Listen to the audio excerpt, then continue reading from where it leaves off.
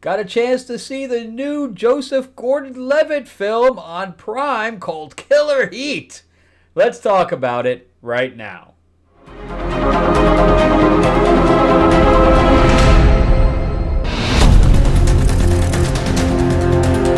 Welcome back to the channel, everyone. Thank you so much for spending time with me as we rant about movies, comic books, and television shows, as well as the occasional board game. I am your host, Frank Zenka. I'm an award-winning screenwriter, novelist, and comic book writer, as well as a filmmaker. So yeah, let's talk about Killer Heat. Right off the bat, I'm telling you, I hate the name. The name was not what brought me into this film to watch. I was basically scrolling. I always scroll through around the streaming services and see what I haven't seen and see what kind of ignites me. And I saw Joseph Gordon-Levitt and Shailene Woodley, and I'm a fan of both of them. I think Shailene Woodley's pretty hot anyway, and Joseph Gordon-Levitt I think is pretty diverse in what he can do. So I'm like, yeah, I mean, and the picture that they used for like the image, it looked like it was a theater. It looked like they were standing in front of like some kind of a curtain. And I'm like, I mean, it looks like shit. So I'll check it out, but I'm not gonna be surprised if this is like complete crap.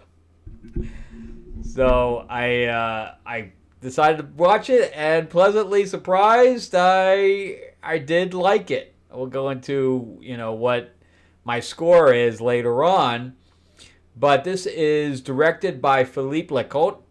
I assume he's French. And then it's written by Matt Charman, Roberto Bentavenia, and Joe Nesbe. So it's written by three people. I have never, out of the director and the three writers, I've never seen anything any of these people have ever done except for Roberto Bentavenia, who did Gucci, House of Gucci. That's the only thing out of all of their stuff, because a lot of their stuff is either obscure or international. So I've never seen, anything that these people have done. So what it is a murder mystery. It's like a noir murder mystery. And when I say noir, it's mostly just not in look and feel for certain, but just because he's a detective who's giving his recounts through voiceover.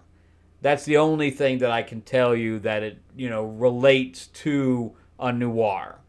And of course, he wears a fedora and all these things. So they kind of lean into the noir a little bit, but only a little bit. But it is a murder mystery. And I can't say that it really breaks any ceilings or, thinks outside the box in any way. But it's written pretty well. It's definitely got old tropes throughout, and they don't shy away from it at all. It's like, yes, this is a movie about old tropes, and we're leaning into it.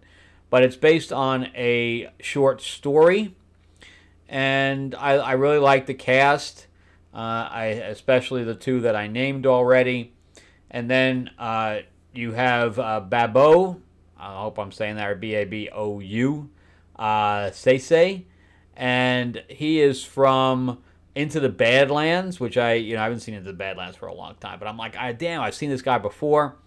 So he's almost plays like the Felix Leiter to Joseph Gordon-Levitt's Bond. Not that he is Bond, but that's the relationship I kind of felt between them.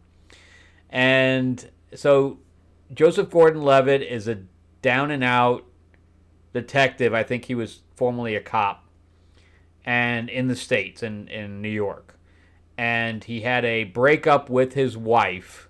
We find out progressively throughout what happened with them.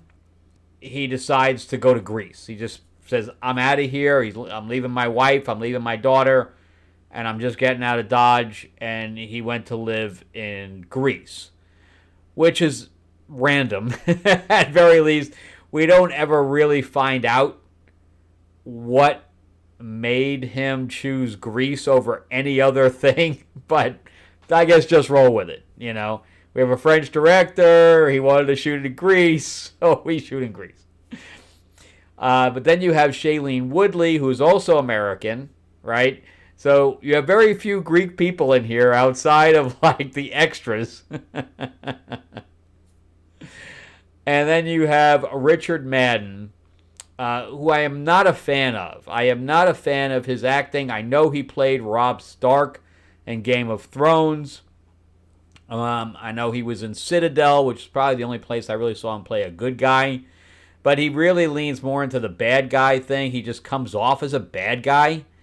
And maybe when he was younger, I'm trying to remember how he even acted in Game of Thrones as Robb Stark. I totally forgot that he even was Robb Stark. But because like when he played Icarus in the Eternals, he generally was a bad guy. And Citadel, he he was a good guy there. He was like the main lead. And with this, he's generally a bad guy.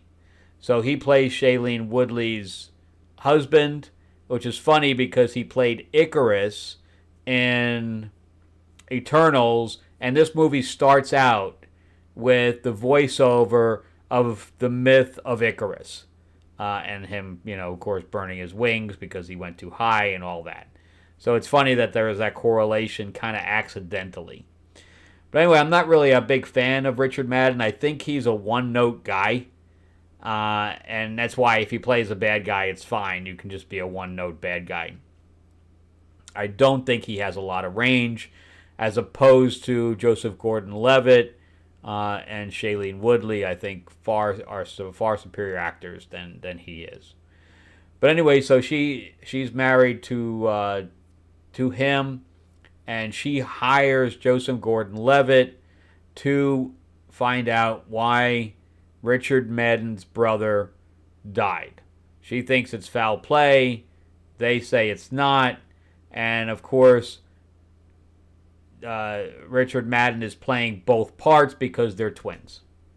So we are leaning into the twins trope on this as well. So you just go with it. But before we continue, I did want to tell you, of course, that I am an award-winning screenwriter, a novelist, and comic book writer. All of those things. I did a sci-fi, I did a fantasy novel, I have a biography, a World War II biography, and everything is on Amazon. So if you just go to Amazon.com and search out my name, you'll see everything that I've written. Also, my graphic novels are all there. So if you'd like to order anything, there's also obviously with digital. And then I'm also on Audible with my sci-fi is also on Audible. So you can definitely check that out.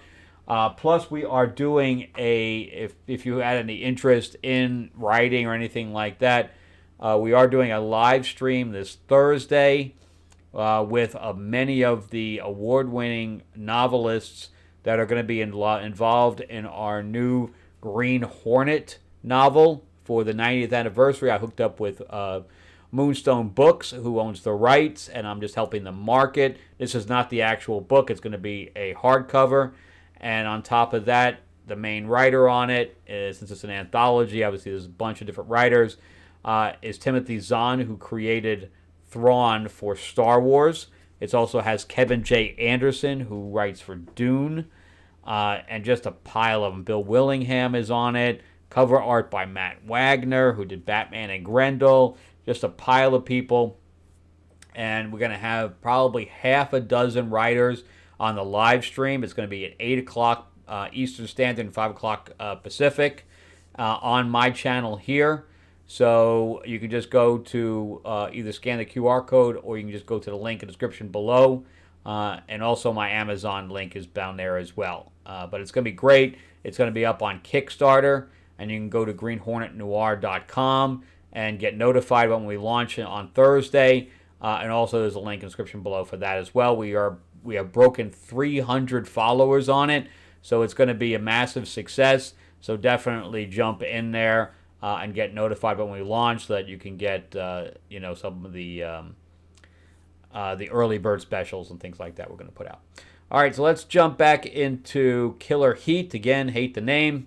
I think it sounds so generic, where this is a somewhat generic film, but I got into it. I liked the fact that they put it in Greece. They are very, very rich, so it takes some of it takes place on a yacht, which I liked. We get to see, big mansions. We get to see the seedy side of Greece as well. It has really a lot going for it as far as the ambiance and the locations. Then you have, of course, Babbo. I want to say his name wrong. And Joseph Gordon-Levitt, who plays Nick. And then you have Penelope, which is Shailene Woodley's character, and Elias, and Leo. He plays, of course, both parts, with being Richard Madden. So Babbo and him he's a cop in Greece, and he's also investigating the family as well. So they kind of team up after a little bit. And again, I really liked the dynamic between the two of them. I thought they had a really good chemistry.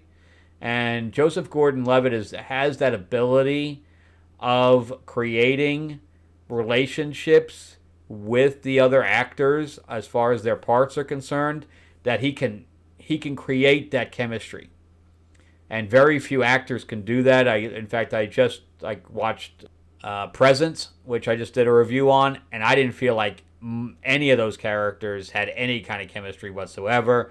Big difference between that and here. This one, it kind of hooks you and brings you in. Again, the murder mystery itself is only okay. If I was just a little bit smarter, I could have seen it coming a mile away. But I wasn't that smart. But you might be. You might be that smart to figure it out a lot earlier than I did. And but I liked where there was some action to it. Of course, he gets beat up. All the stuff that you normally see with those kind of detective type of things. But I highly suggest watching it. Again, it's not something I normally would have watched based on the name and the image that they used. But I'm glad I did. I'm glad I said, yeah, well, I'll try it out.